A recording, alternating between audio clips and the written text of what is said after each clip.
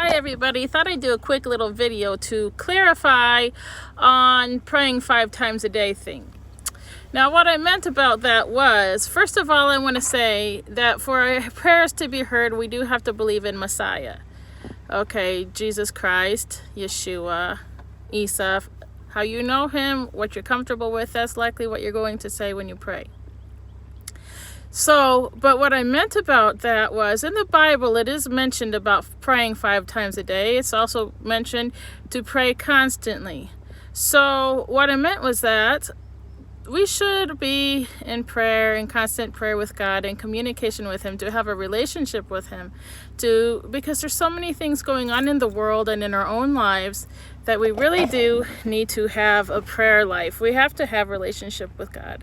And for our prayers to be heard, we have to pray to Jesus. But what I meant was, as far as the Muslims having, or the Jews, both, having a form of godliness. It's a form of godliness, an appearance of godliness, to be in prayer and to have to pray often.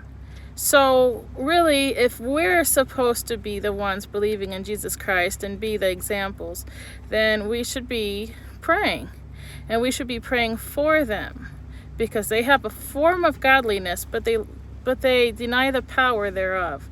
And if they deny the power thereof, then of course their prayers will not be heard. But our prayers will be heard. So we need to pray for God to have mercy on them, because it's hard coming up in a religion where you're told something from the day you're born, or from some time in your childhood or your youth, and you believe what you've been told by your parents. Or also, they can be very convincing in how they speak and what they teach, the Jews and the Muslims both. So that is what I wanted to clarify on that, because it maybe didn't come out quite correctly. So I wanted to clarify on that. And as far as, yes, we do need to be giving up things if they are not in concert with God's word. You know, as far as Christmas and Easter, it should be Passover, but Easter, okay.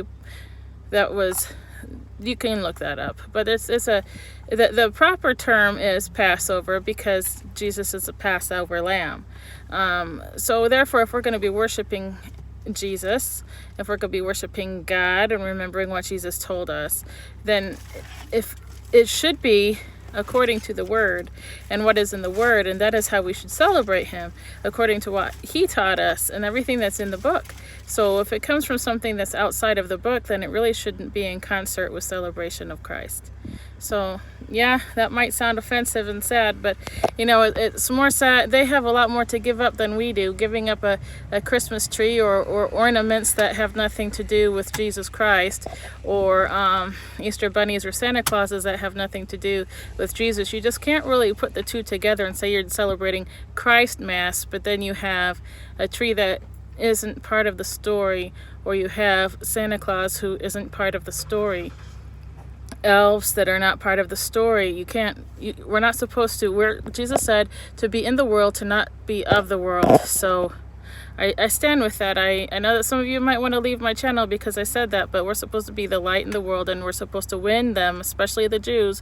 And the Muslims are the Jews' brothers genetically through Abraham.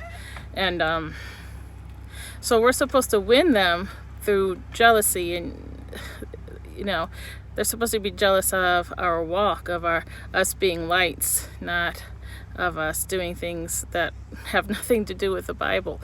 That just wins them to worldly practices, not godly practices. So I'm sorry if that offends some of you out there, but you know, it's coming to the time where we're coming closer and closer to Jesus's return. And not only that, but for some of us, Jesus's return might be when actually we go to meet him instead of him coming to meet us. So, you know, time is of the essence, and we really need to, you know, get our walk right as well, not just straighten up other people's walk, and not just be praying for other people, but if we're going to be praying for other people, we also need to, you know, have an inward reflection and realize maybe what we can be doing to improve our walk also. So that's all I wanted to say about that. Thank you for giving me your ear. Bye-bye.